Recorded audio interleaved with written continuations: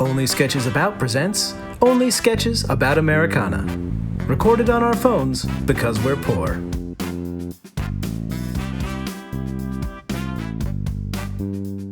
Good evening, America. This is President Franklin Delano Roosevelt with the first of what I hope to be many fireside chats with you all. It's Sunday, March 12th, 1933, and as you all know, our nation is in trouble. But before we jump into it, I just want to give a quick shout out to our sponsor for today, ZipRecruiter. Tired of standing in lines with the hopes of getting a job? Well, wait no longer with ZipRecruiter. ZipRecruiter matches you with the right company based on your skill set. Whether you're looking to have lunch on steel girders or sell candy for a penny, ZipRecruiter will match you with the job you need.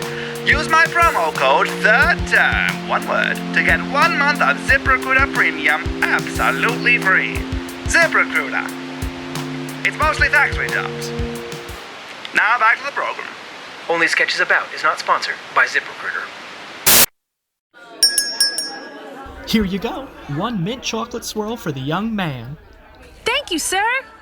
Excuse me. I need to order my ice cream. Excuse me. Oh, Mr. Ice Cream Man. Yes? What's that flavor called? That's Americone Dream. Americone? Yeah, it's like a play on American Dream, but it's Americone because it's an ice cream flavor, and ice cream is served in cones. Oh, my. Yeah, it's pretty clever. You know Stephen Colbert? From the television? Yeah. Boy, do I. Black hair, nice glasses. Yeah, well, it's his flavor. It's like because he deals with politics and stuff on his show. Yummy. Hey, lady, you're holding up the line. Yeah, just order something and get going. Let me ask you another question. Ice Cream Man, is this Stephen Colbert from television on the carton? Who cares? Hey, you, don't be rude now. Yes, ma'am, he's right there on the carton. I'll show you. See, he's holding the ice cream cone, and he's also pointing with his thumb to the sign behind him that says Americone Dream. I guess it's what you'd call meta. Fantastic. And Stephen Colbert came up with this silly little pun? Well, I'm not quite sure, but I would assume it was a joint effort between him and the Ben & Jerry's marketing team. Delightful. If you don't order your freaking ice cream right now, I'm gonna call the police. I'm gonna call 311. Hey! This lady is utterly charmed by topical dessert puns. When was the last time you were charmed by anything in your sad little lives, huh? That's what I thought. Would you like to try a sample, ma'am? Sure. I'd love to try a sample spoon of that Americone Dream. Here you go. Fudge-covered waffle cone pieces and a caramel swirl? That's exactly right. And you know, the best thing about this ice cream is that it supports charitable causes through the Americone Dream Fund. Oh, my. Charity. So, are you ready to order? For the love of God, please order. Yes, I think I'm ready as I'll ever be. Thank you. Great. What'll you have? I'll have vanilla in a cup. God, stop kidding me. Okay, that'll be $2. Keep the change.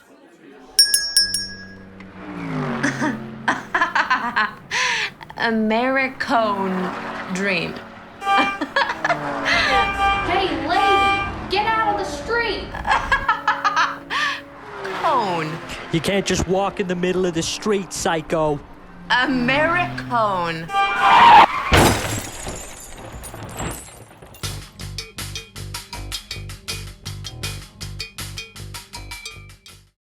This year on American Horror Story. Can you pass the potatoes, sweetie? Of course, dear. Oh, I saw in house school today. School was great. We learned about art and music, and they gave us this. Oh my God! Son, do you know what that is? Yeah, a recorder. They gave one to all of us. Oh! How nice of them. Do Do you want to hear me play it? No. No, please.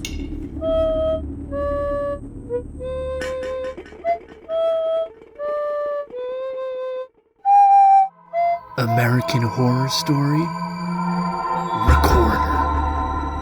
I'm scared, Chris. We're gonna get through this, baby. Okay? I promise. Hi, Mom. Hi, Dad. Do you guys want to hear Mary Had a Little Lamb? Sure, sweetheart. Oh, okay, Jim.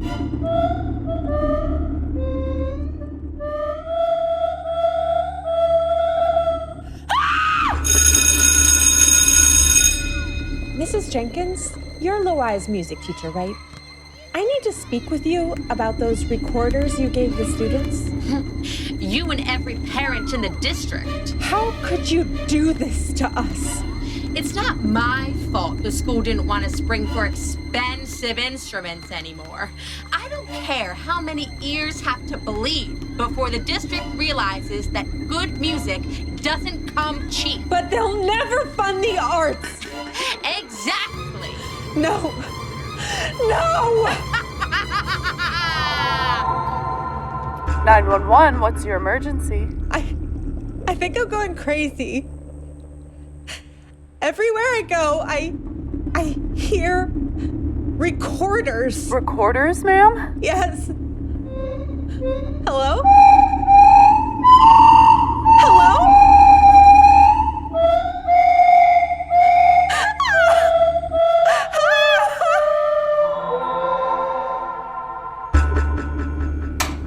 Loai? Where's your father? He was just here a minute ago. Daddy, he's right here. Where'd you get that second recorder? And why is it wearing your father's tie? Say hi, Dad. Oh no!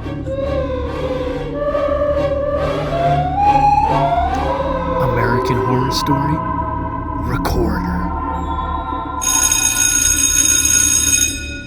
Okay, class, play me a B flat and make sure they can hear you in Washington.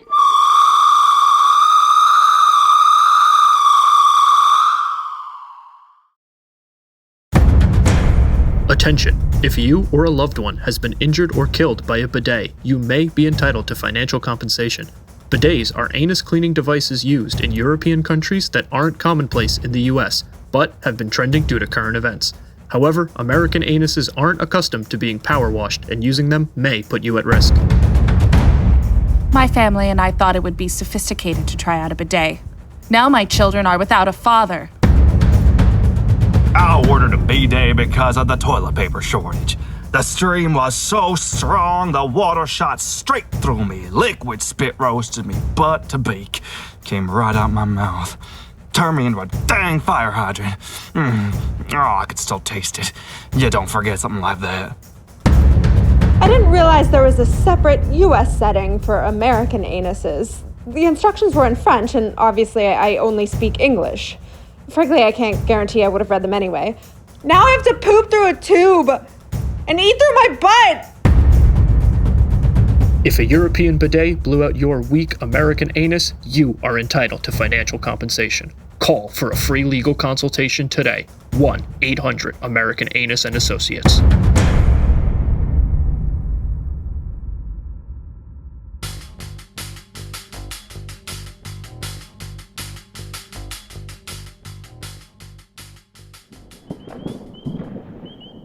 What a great 4th of July, huh? Thanks for taking me to the lake today, big bro. I love skipping rocks with you. Of course. I love the 4th of July. It really feels like summer now. Don't have to think about school for another 2 months. Hey, can I ask you something about school, actually? Anything. I love giving you advice. What's high school gonna be like? I'm just nervous about starting at Roosevelt High this fall. Nervous? What could my little brother possibly be nervous about? I don't know. What if the kids make fun of me because I'm too short, or I'm too trusting, or because I have 4 heads, 3 of which don't speak? You know, they just stare lifelessly into your soul, machinating. You just gotta remember that everyone's gonna be so focused on themselves and their own issues. Some kids have braces, some kids have acne. You were conceived and later born at the nuclear hub of 3 Mile Island. We all have our shit, you know? Thanks. You're talking to the wrong head. Whoops, sorry. No worries. It's just middle school was so tough. Nobody wanted to sit next to me at lunch. I had to eat by myself every day. Well, it might be because you started off the 6th grade with a rolling backpack. It's always hard to recover from that. No, I think it's the heads. You know, a nice 8th grader tried to sit with me last year, but then the larger head separated his soul from his body, and then everyone started staying away. Yeah, 8th graders can be cruel. I'm really looking forward to the football games, though. When you talk about the football games, they always sound like so much fun. Yeah, they're great. Me and my friends always sneak in a few beers, and it can get wild. What's that, bud? Oh no, that wasn't me. That was one of the heads. I think he's nervous about us getting a bottom locker. But I've never even heard him talk before. I'm worried. I'm worried that the true nuclear power within him's awakening. You know, he's not supposed to talk. Hey.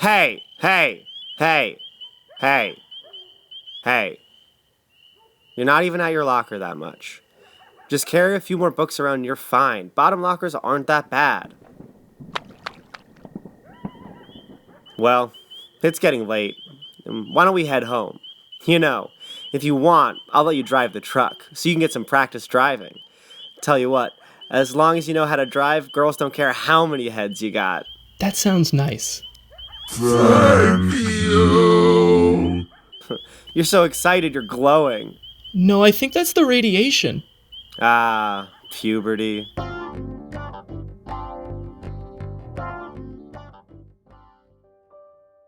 I am an American. I am an American. I am an American. And I never forget 9/11. When I wake up in the morning, I take a sip of my fresh, milky coffee, and I think about 9/11. Really ponder on 9/11. Honestly, I can't stop remembering 9/11. I forgot my daughter's birthday because I was remembering 9/11. Phone, keys, wallet, 9/11. Seriously, I can't stop. I've tried. As an American, I always remember to dial 911 when I see a problem. Because 911 is what? That's right, 9/11. In 1994, I went to the World Trade Center with Nana to see the site. So yeah, it could have been me. Nothing has ever been as bad as 9/11. Not one thing in the history of the United States. That's why I tattooed a bald eagle to my face. I tattooed a bald eagle on a bald eagle. It died on 9/11. I list each of the 3,000 names to fall asleep at night, the ones I can pronounce. In fact, I remember 9/11 so much, people get annoyed at me for forgetting social niceties like tipping or giving my employees health insurance. Now that's patriotism. I remember. I remember. I remember. 9/11. The only thing worth remembering. Fuck, I forgot to vote.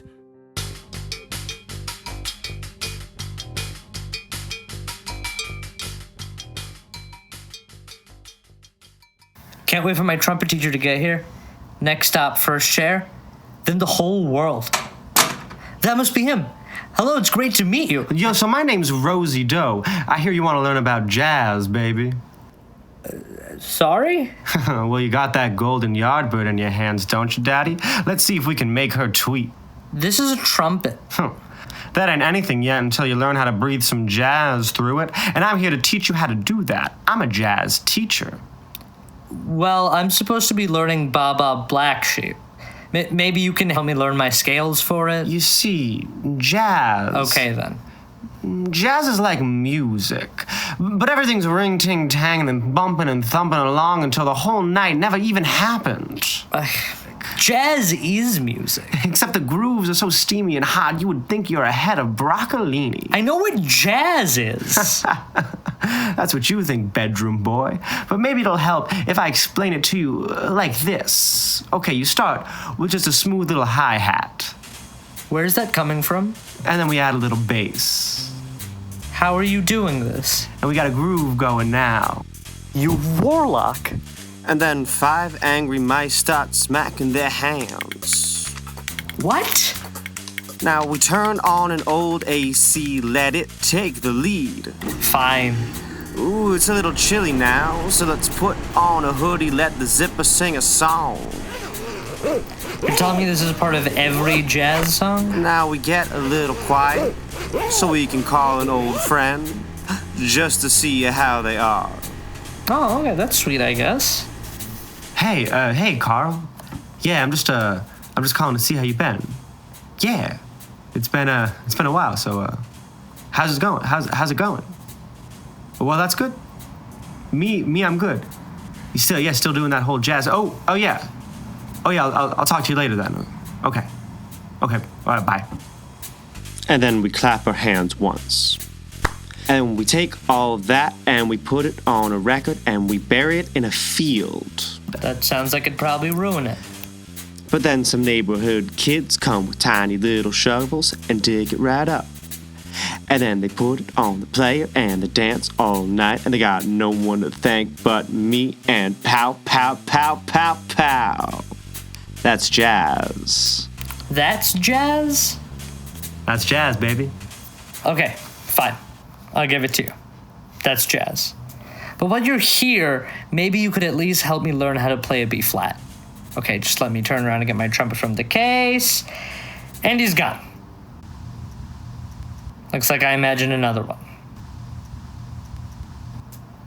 Maybe that's a problem. No, baby, that's jazz. Ah! Hey kids! How would you like to star on Disney Channel or Nickelodeon? Get discovered by agents and casting directors, and you could be auditioning for TV shows like Hannah Montana, Dog with a Blog, Raven's Home. You could even become close friends with Drake, the Canadian rapper. Auditions are this weekend only and free, with a small deposit from your parents. But first, ask yourself this, kids. Do you have what it takes? And by that, we mean, are you like Frankie Muniz? Like, at all? Because he was kind of like America's little dude, and that's what we're looking for, so we can't promise you an audition unless you're pretty Frankie. Deposit's non-refundable. Also, have you seen him lately? Because we haven't, and we looked everywhere, and we asked his family, and they won't talk. We think he's hiding from us. It's just confusing because we at WWK Talent have shown him like nothing but deep love and respect, and we really miss him like a lot, and it's just hurtful to have no like closure or whatever, and I don't see why he won't call me back, but sorry, we told ourselves we wouldn't do this. Parents. We also audition infants and toddlers for magazines and films, so bring them down this weekend only for their free audition. After your deposit is submitted to www.wewantkids.com. Especially if your child is at all like Jack from the Incredibles franchise, because he was like America's little cutie boy, you know? Good evening, and welcome to 99.2 WBAI The Watch. My name is Catherine Burke, bringing you today's top story. Some of the most expensive and prized artifacts in American sports will be on display today in the Smithsonian's Baseball Americana exhibit, but not everyone is happy about it. Ann Singler has more. Hundreds will flock to the Library of Congress today as visitors from all over arrive to see some of the rarest baseball memorabilia ever gathered in a single room. Here's Hall of Famer Theo Woods. I don't like it. I don't think it's too much to ask that the past stays in the past. Theo, whose rookie card will be on display in the exhibit, might be better remembered by the name he went by in his playing days, Theo, short and dumb, Woods. No one called me that, so that card's gotta be a fake. At least not to my face. Although I didn't used to read newspapers so much back then. Hang on, did you guys... Many of the baseball players being honored weren't even aware that they had nicknames. Here's Rodney Gets a Bad Haircut Every Time Harrison on the matter. My haircuts were fine. Listen, we get that a couple of these big-name players like Babe Ruth and Yogi Berra had great nicknames. That does not mean every baseball player had a nickname, all right? My haircuts were fine. I mean, there were a couple that I thought were iffy, but, like, People said it was fine, so it was fine. Some of the other players are more accepting of their nicknames. Last week, I spoke to Joey, makes the best grilled cheese, Capone, on what the nicknames mean to him. These guys, they're making a big deal out of nothing. Nobody got to choose their nicknames. Not me, not Kevin put the dish soap in the dishwasher that one time, Rosenberg, not Gladius already has a funny name, Magoo. Nobody. Some of us just ended up with better nicknames than others. Donald Russo, a former player and spokesperson for the exhibit, also didn't mind the nicknames at a recent press conference. Die-hard baseball fans might remember Mr. Russo as the name he went by in his playing days. Donnie, good at sex, better dancer, Russo. It was a different time back then. The only things to do for fun was play baseball, smoke cigarettes, and give each other mean nicknames. Also, you could totally just give yourself a nickname. No one was keeping track. They used to call me Donnie Tiny, comically small feet Russo, and one day I just changed my autograph to have a new nickname, and people just went with it. Only time will tell if these ball players will have their voices heard and their nicknames stay in the exhibit. For now, the exhibit will stay up for baseball fans young and old to admire. Back to you, Catherine. Thank you, Anne, for that wonderful report. As an update, Donald Russo has since been kicked out of the Baseball Hall of Fame for those comments after the sports commissioner said Donnie's confession of making up his nickname was harmful to the game and way worse than steroids. Can everyone please stop talking about the steroids? Up next, the weather.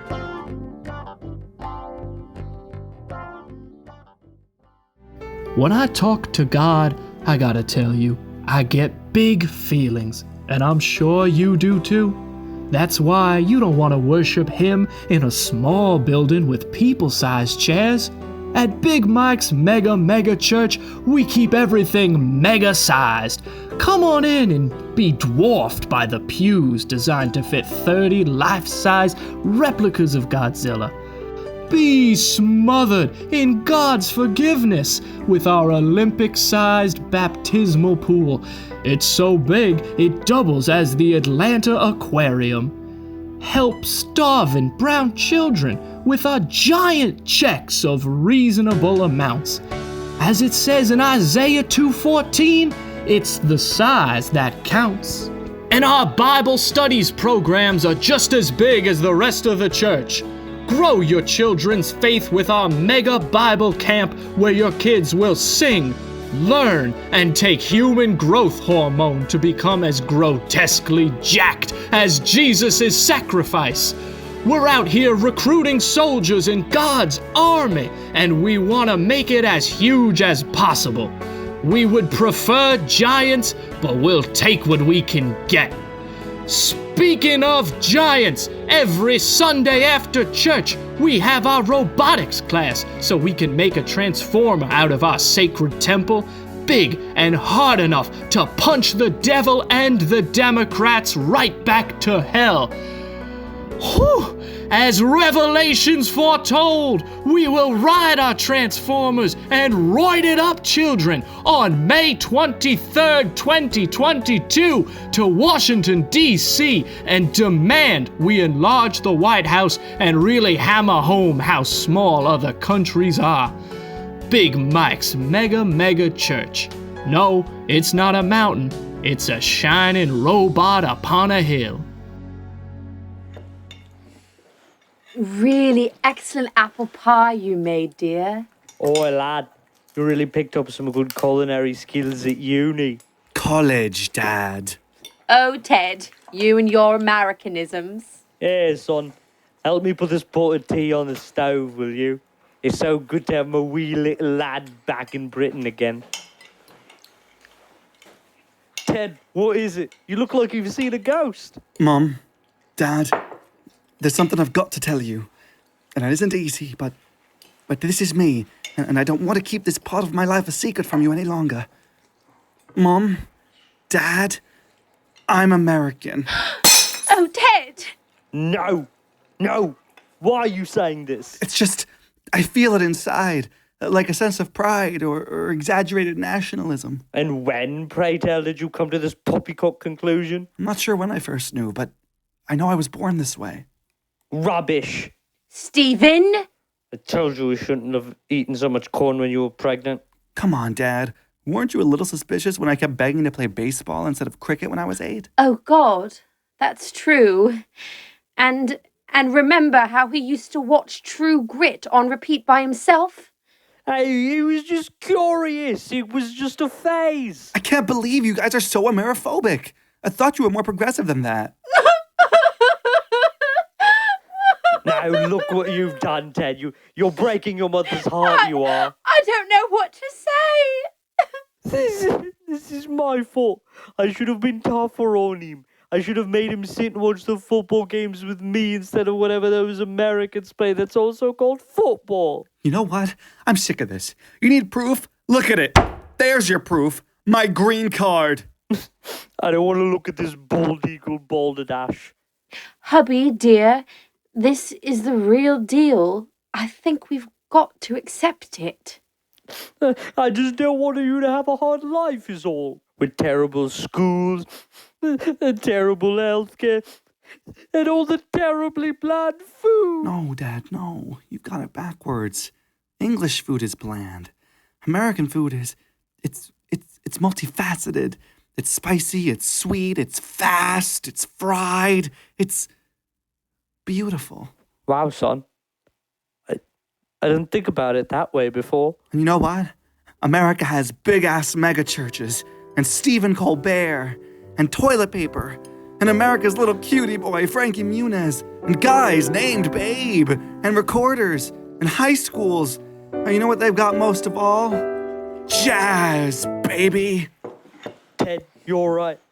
I just sat here and listened to every word you just said to me just now, and I think I've been acting like a total ninny knobster. I love you, son, no matter what.